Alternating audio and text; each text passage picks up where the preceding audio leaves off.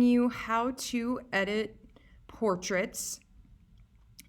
No matter what we are doing, we need to start getting into the habit of taking photos and then editing those photos, because as a photographer, as an artist, you have complete control over how your image turns out to make for a strong composition, a successful composition.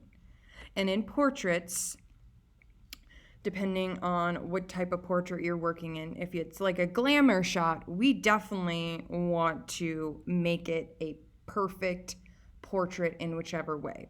So what we're going to do today, even if it's not a glamour one, generally you want to edit, to highlight, to make our subject even more beautiful, more interesting, to really push and pull. So we are going to be brightening the eyes. The eyes are the most important part of a portrait. It's the first thing that we look at when we look at someone's face.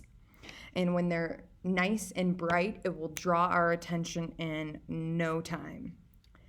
Then we're going to whiten our teeth just over time. And because teeth are inside of our mouth, they have a shadow or stain, some sort of something happens to teeth where ideally we want a nice bright white smile.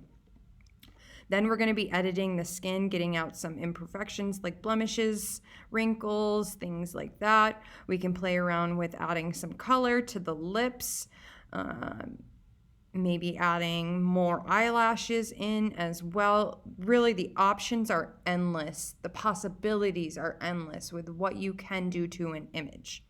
Now, I'm going to be telling you commands for a Mac computer, as that's what I'm working on.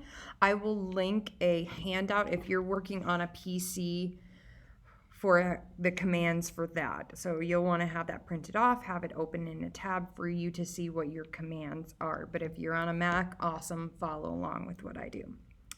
So first thing that we are going to do is make a copy of our background. So the easiest way to do that is hit Command J as in James, and it creates a background copy. This is the copy that we are going to do most of the editing to. We want to leave our background so we can compare what we've done and also have it in case we make a mistake, something we do that we don't want. We can always have that background there. So to start, let's start with the most important part, the eyes. So we're going to be brightening those. So to do that, we're going to come up to Layer, and you're going to drop down to New Adjustment Layer and go over to Curves. And it will open up this new window. And we are going to click on this diagonal line and move it up to, you decide, you're the artist, but more towards the top left-hand corner. And as you're seeing, it's not only brightening and whitening the eyes, it's brightening and whitening the entire image. So we are going to fix this once we set our brightness that we like in our eyes. And we can always come back and change this too.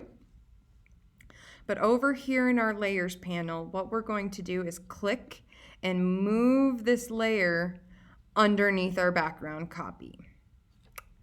Now, click on the background copy because that's the one that we're going to edit. You really can't do anything with curves other than adjust the curve. And then let's zoom in. A good habit to get into is zooming in on your portrait so you have ultimate control. When you're really zoomed out, we don't have the control we need. Then if you need to move around your picture plane, you use this hand tool right above the zoom tool. And if you zoom too far in, you hit Alt and Option and then it'll get rid of that plus sign and create a minus. But I'm okay right now. I'm perfect positioning for my eye. Now I'm gonna go to my eraser tool. So remember, our tools are on the left side, or how we control the tools are up here. So personally for me, I like to do this faded out kind of ombre of the eraser tool, so it really fades and blends into the rest of the color. You control the size of your brush. Mine's on a 24 point right now. That's pretty small, so I might move mine up. But I'm not going to completely erase her whole entire eyeball. We're just going to be brightening our iris, which is the colored part of the eye, and only near the middle of the iris. Iris, you want it to be darker on the outside and also darker up here at the top of the iris because of how eyes work. They're inside of your head. We need that shadow, and having that darker value against the light is going to make it pop even more.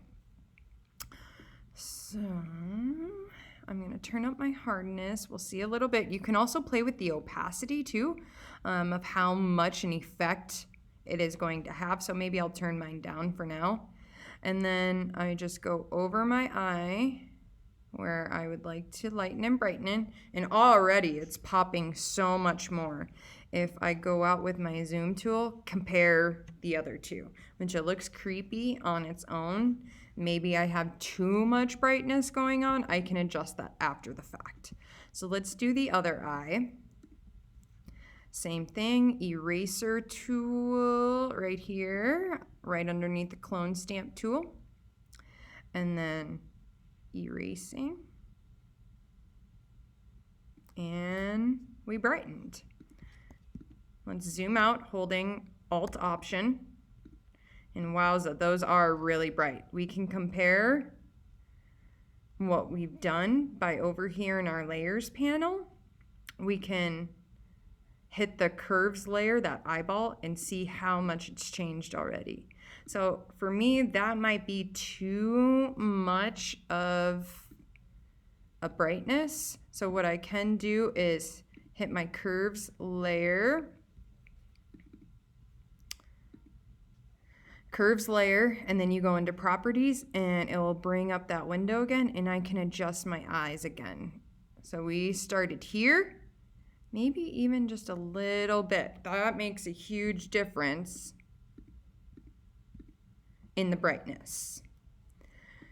So that I like a lot better. So next, let's move to teeth. Brightening, whitening, mainly whitening is our main focus. So one, we need to click into our background copy layer. Make sure you're clicked into the right one because it won't let us do anything in the curves anyway. And then up here, you choose your selection tool that you like best. Personally, for me, I like if you click and hold on the lasso tool. Remember, there's tools within tools when there's a little triangle.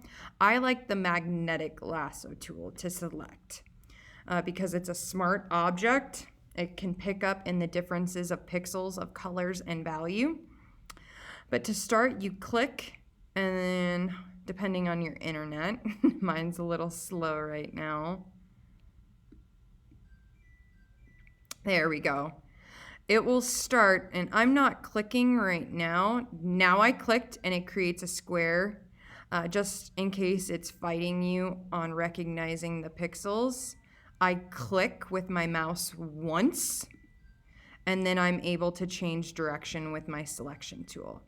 But right here, I'm not clicking. It's picking up in the differences of pixels. But right around where the gums meet the teeth, generally you want to control where it's going to. And you do not want to have the gums in your selection because the teeth, we're going to brighten and whiten.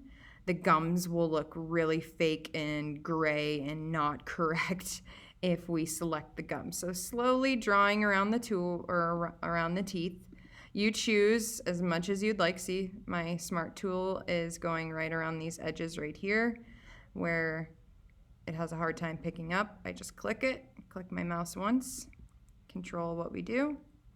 It's picking up these varieties right here because you can go pretty fast if you have good internet. Your selection tool's picking up on the different colors. And then we'll go down here, go around the bottom teeth. I'm trying to avoid the tongue. Of just going slow is your best bet.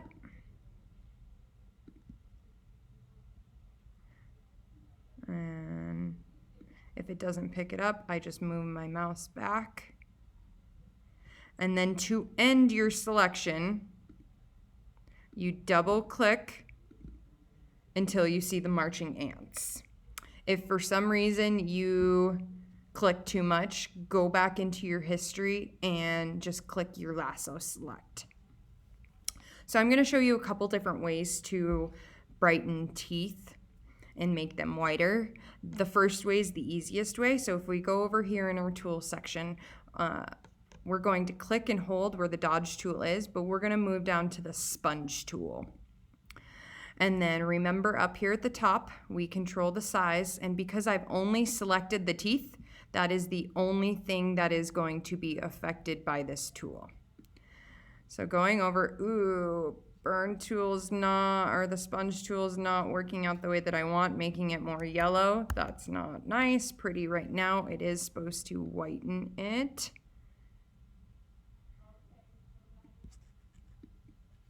Ooh, not pretty at all. And Command Z, you are going to be familiar with. Let's just use, let's go with the dodge tool.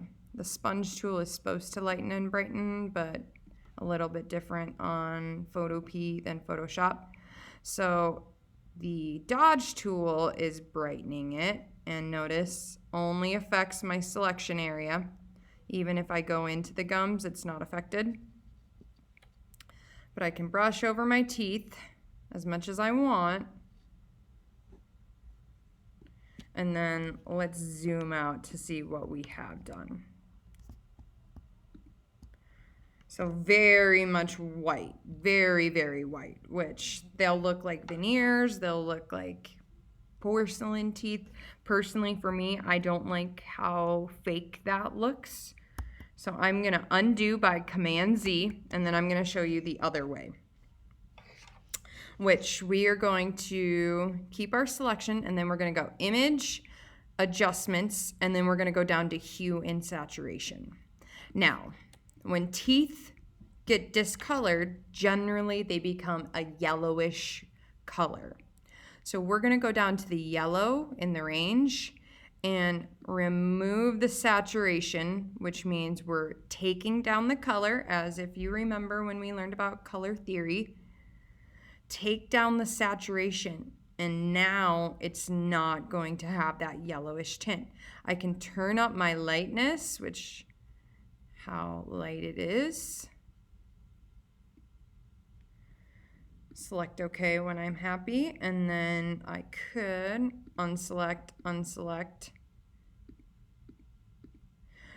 Doesn't look like a whole lot. Let's zoom in, but I do see a difference. So now teeth are white, that's original, slightly yellow. Teeth are white, slightly yellowed as I'm changing. So that to me still looks really natural, still looks real. I personally really like that. So now I am all good. So I am going to deselect now. So you could go Image, Deselect, or Select, Deselect, or Command D. And there's what we've done so far. So not bad. And we brighten eyes, brighten the smile. Little bit of difference goes a long way. Okay, so let's start next with the skin, and I'm going to show you 3 different tools that you can do to fix skin correction. So once you start zooming in, this is a really nice high quality photo taken with probably a DSLR. Once you start zooming into the skin, you do see some imperfections. So like a little blemish right here. An easy tool that you can use is right underneath the eyedropper. It's called the Spot Healing Brush Tool. And up top, remember you choose the size, the hardness, which is perfect. And once we have a good size, you just go over,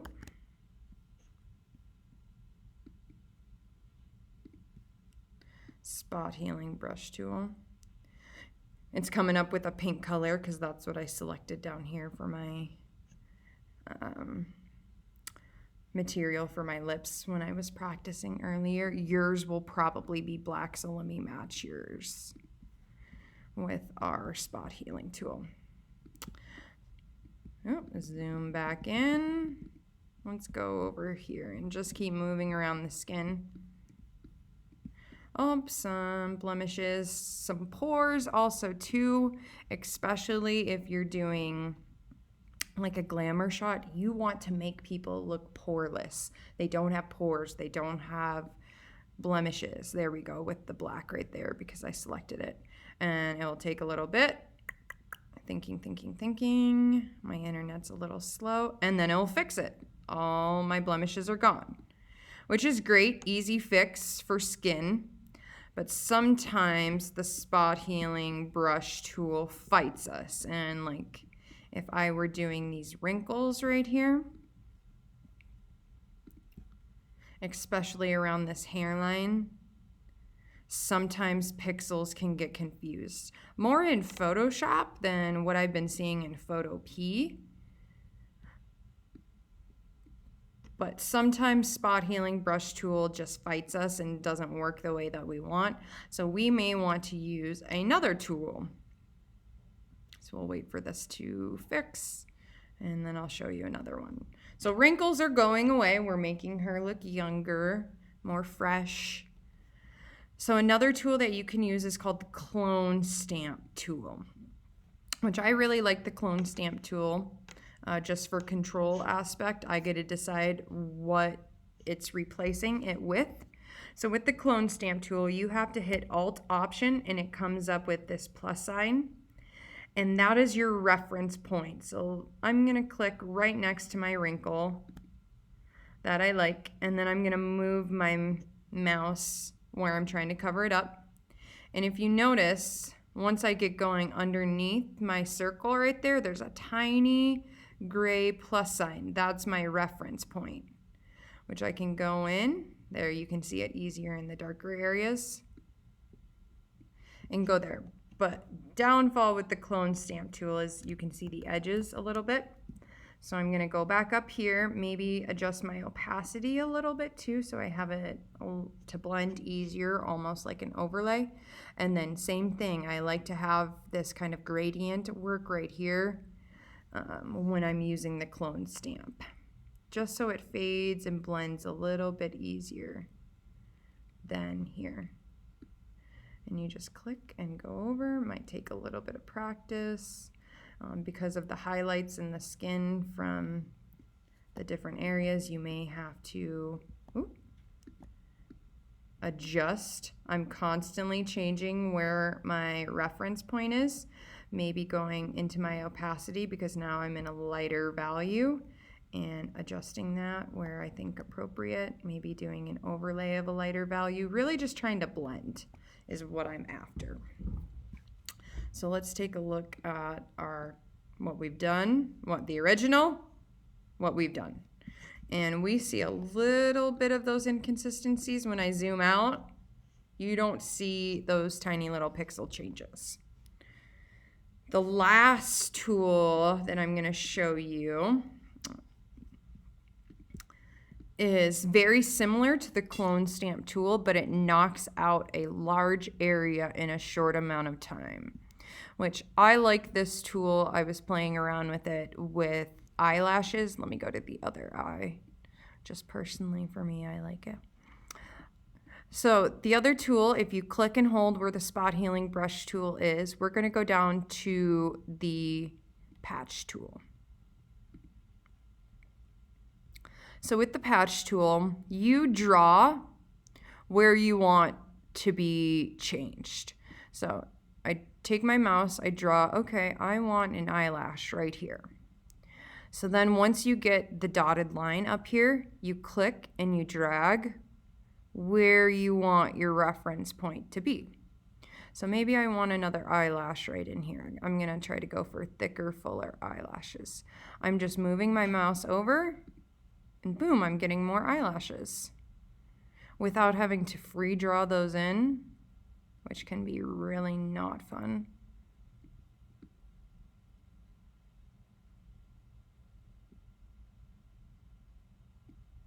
A filling, thickening. Maybe I want another thick one right here.